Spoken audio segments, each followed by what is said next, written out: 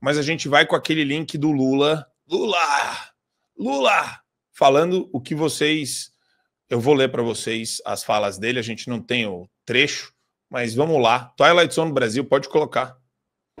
It is an area which we call the Twilight Zone.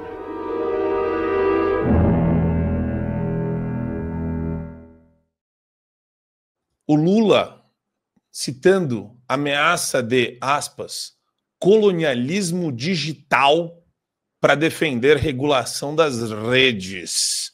Matéria de ontem, à noite, do UOL, aquele antro, como diz o Paulo Figueiredo, onde os jornalistas vão para morrer. Ele disse que um dos principais, o Lula, né? Um dos principais desafios do país hoje está na concentração sem precedentes das oligarquias digitais. A declaração, meus queridos, foi dada durante a cerimônia de posse daquele advogado Beto Simonetti para o seu segundo mandato como presidente da OAB. Também estavam lá Hugo Mota, presidente da Câmara, Davi Alcolumbre, presidente do Senado, e o Luiz Roberto Barroso, presidente do Supremo Tribunal Federal. Para o Lula, é necessário uma regulamentação que promova um acesso igualitário a todos ao ambiente digital.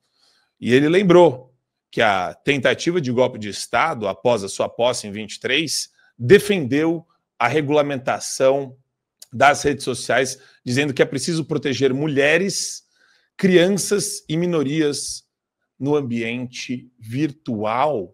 Wagner. Eles adoram inventar umas expressões que soam muito inteligentinhas, né? É sempre uma nova expressão bizarra para colocar um verniz de intelectualidade numa bobagem completa, que geralmente, muitas vezes, provém do identitarismo. Enfim, nesse caso, é mais uma forma de tentar envelopar a censura numa embalagem pomposa, né? Em resumo, seria isso. Porque o que é o mesmo discurso que a gente já está cansado de escutar, né? Que eles precisam combater discurso de ódio, eles têm que combater fake news. E agora, esse colonialismo digital está na frente de tudo isso, né? Na frente dessa missão tão digna e tão bonita da esquerda de combater o ódio na internet.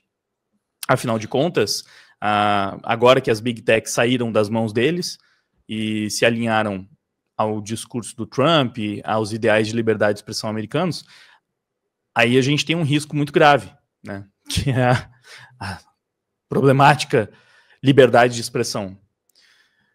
Bom, basta ver o que tem acontecido com jornalistas de direita, o que aconteceu com o Paulo Figueiredo, com o Alan dos Santos, por que eles têm tanto medo, né, da liberdade de expressão, por que eles têm medo de perder as suas ferramentas de censura para conseguir continuar calando as pessoas que falam que eles não gostam de ouvir, o que é contrário ao regime. Enfim, o mesmo blá blá blá de sempre, né, eu diria.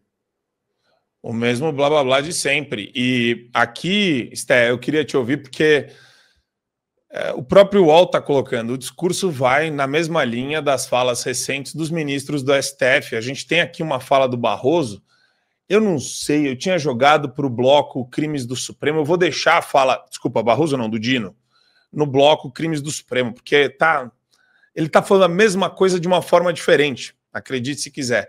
Mas Barroso, Alexandre de Moraes, Flávio Dino, todos eles se posicionando a favor, a Carmen Lúcia também, da famigerada regulamentação em prol, Sté, dos indefesos, dos menos favorecidos, dos oprimidos, dos explorados, dos hipossuficientes, Sté.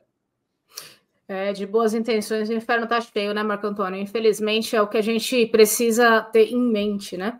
Então, não é de hoje que eles têm, óbvio, né? Tô falando só o óbvio para vocês. Assim que o senhor Stalinácio, na época do Bolsonaro, eles estavam já com essa discussão, né? Por óbvio, jamais passaria algo sequer similar pelo governo Bolsonaro, que a gente sabe que entre tantas coisas, uma coisa que o governo Bolsonaro foi extremamente pró a liberdade de expressão. Então, jamais passaria. Quando houve a troca de governo e o senhor Stalinácio assumiu, pouquíssimo tempo depois que ele assumiu, aconteceram aquelas centenas de ataques em escola. Vocês se lembram disso?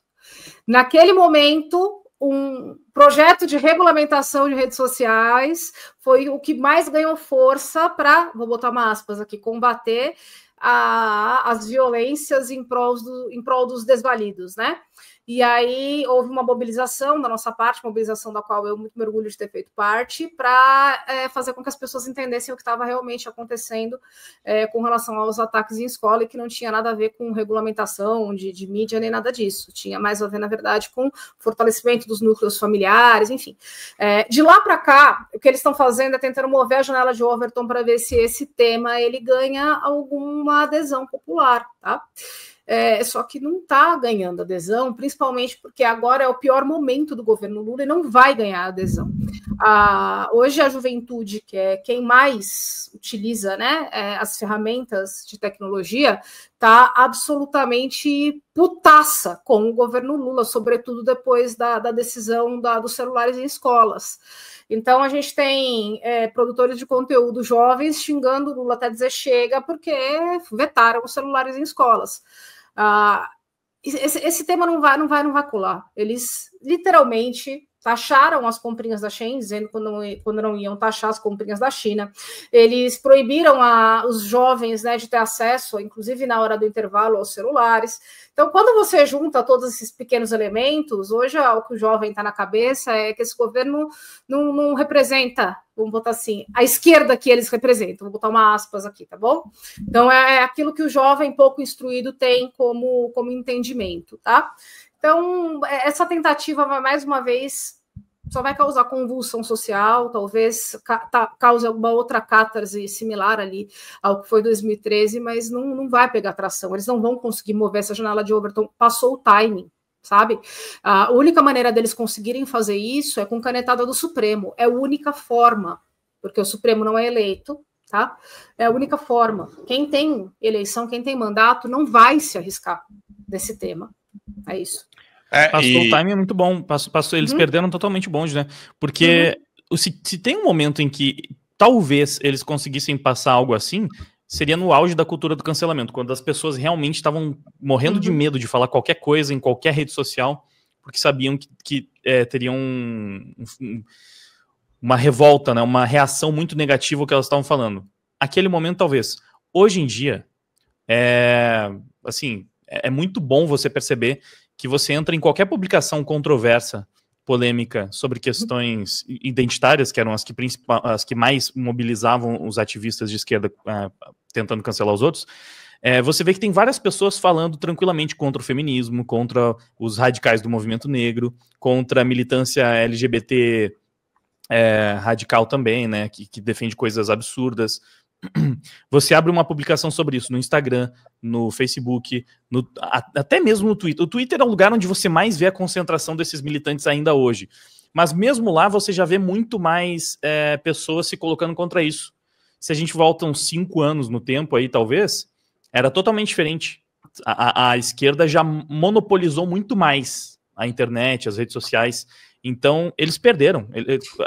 Agora é muito mais improvável que eles consigam fazer isso sem gerar uma indignação, uma revolta generalizada, porque ninguém aguenta mais ser calado, mano, ser silenciado, ser perseguido. Você não pode falar o que você pensa, que vai vir um monte de imbecil querer destruir a sua vida por causa disso.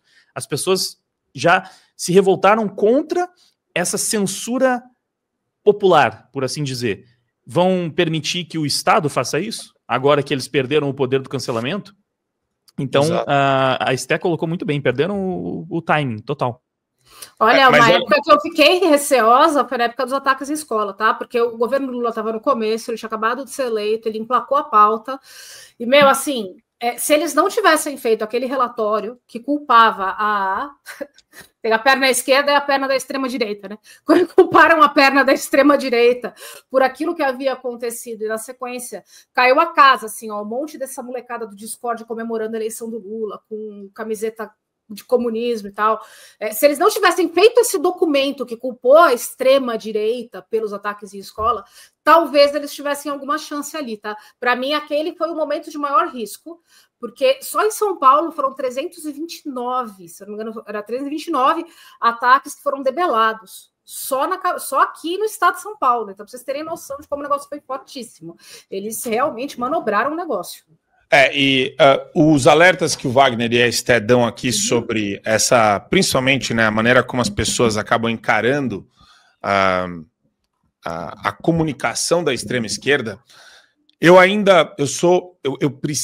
sinto uma necessidade de debater com esse pessoal. A gente fez até